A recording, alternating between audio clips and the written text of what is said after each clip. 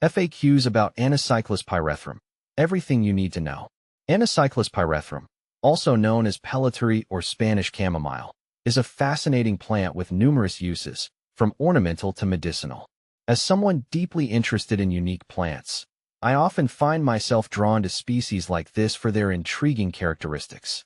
Below, I'll answer some frequently asked questions about Anacyclus pyrethrum, providing insights into its care, propagation, and more.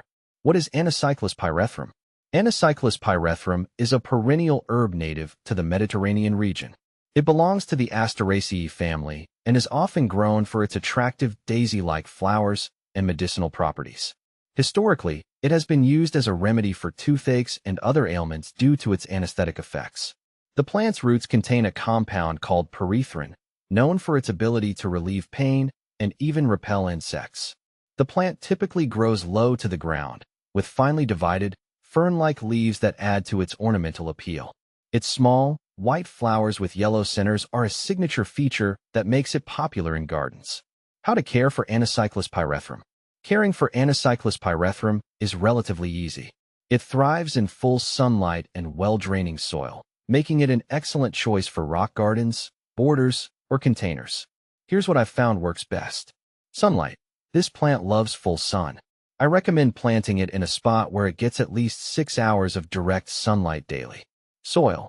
Well-drained, sandy, or loamy soil is ideal. Waterlogged soil can cause root rot, so proper drainage is essential. I've found that adding some grit or sand to the soil mix helps prevent this issue. Watering. While Anacyclus pyrethrum is drought-tolerant once established, it's best to water it moderately during the growing season. Avoid overwatering, as this can lead to fungal issues. Temperature. This plant is quite hardy, surviving in USDA zones 6 to 9. It tolerates frost, though I like to provide some protection during harsh winters. How to propagate Anacyclus pyrethrum. Propagating Anacyclus pyrethrum can be done through seeds or division. In my experience, seeds are the easiest method. Seeds. Sow seeds in early spring or late fall. I usually scatter them directly on the soil surface, pressing them lightly to ensure good contact with the soil. Keep the soil moist until germination, which typically takes 2 to 3 weeks. Division. If you already have a mature plant, division is another method. Simply dig up the plant, divide the root clumps, and replant them in new locations. This is best done in the spring or fall. Can you grow Anacyclus pyrethrum indoors?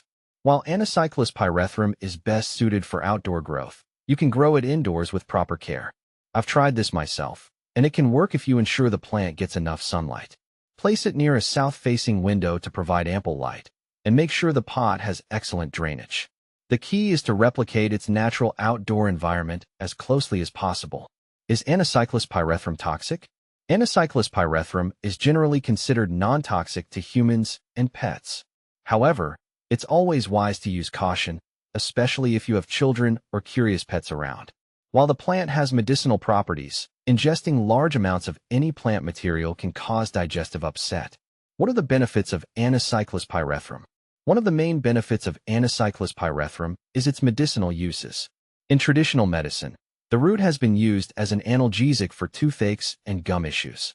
It's also been applied to alleviate symptoms of inflammation and respiratory problems. In addition to its medicinal properties, I've found that it can be a natural insect repellent, thanks to the pyrethrum content in its roots.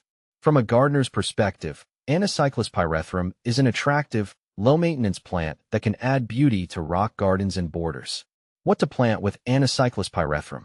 In terms of companion planting, Anacyclus pyrethrum pairs well with other drought-tolerant plants like lavender, rosemary, and thyme.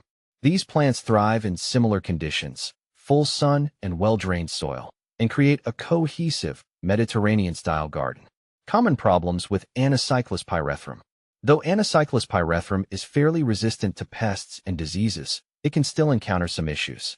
Here's what I've noticed. Root rot. This is a common problem if the soil is too wet.